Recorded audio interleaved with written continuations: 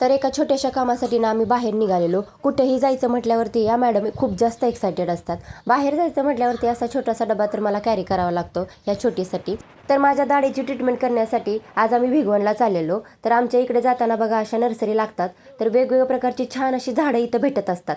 सर्वात आधी तर जे काम करायचं होतं त्या ठिकाणी पोहोचलो. माझी दाढ काढायची होती तर ती काढून घेतली. मला काही खायचं नव्हतं तर हे म्हणाले चल तुला आज मस्तानी पाचतो छानपैकी. मग काय त्या ठिकाणी पोहोचलो.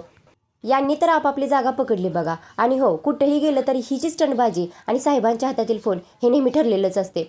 असो म्हटलं ह्यांचं चालू द्या, आपलं आपण खायला सुरुवात करावी. ह्या मॅडमला काय सगळं आपल्या आपल्या हातानेच खायचं असतं, हिचं हे चालूच असतं.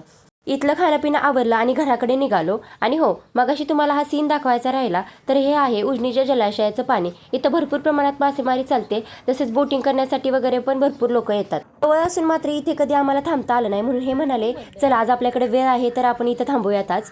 खरंच खूप सुंदर असं निसर्गरम्य वातावरण झालेलं आणि त्यात हा झुला. याला बघितलं की याच्यावरती बसायचा मोह काही आवरला नाही. मग काय बसले. यांना म्हटलं एक छोटीशी व्हिडिओ क्लिप काढा. हिचं हे खेळणं चालूच होतं. तर आमचं इकडे फोटोशूट होतंय तोपर्यंत हे पिलू बघा कसं पळत सुटले. तर काही नाही हो, समोरून येताना तिला तिचे बापू दिसले. आता बापू म्हणजे हिचे आजोबा बरं का. त्यांना पाहून ही खूप जास्त खुश झालेली. हिचं इकडे हे चालू आहे तोपर्यंत यांना म्हटलं एवढ्या छान अशा निसर्गरम्य वातावरणात आलोय तर थोडेसे फोटो वगैरे काढून तर झालेच पाहिजे. मग काय छान असं फोटोशूट केलं आणि निघालो घरी. तर येताना ही आमच्या बरोबर आलेली, पण जाताना हिचे नखरे बघा ना. आम्हा दोघाला बाय बाय करून म्हणाली तुम्ही दोघं जावा, मी येते माझ्या बापू बरोबर. तिचे बापू असले ना की ती आम्हा दोघाला काही डिमांड देत नाही. मग काय दोघालाही बाय बाय करून हे दोघं आजोबा आणि नातीची जोडी तर निघाली पुढं.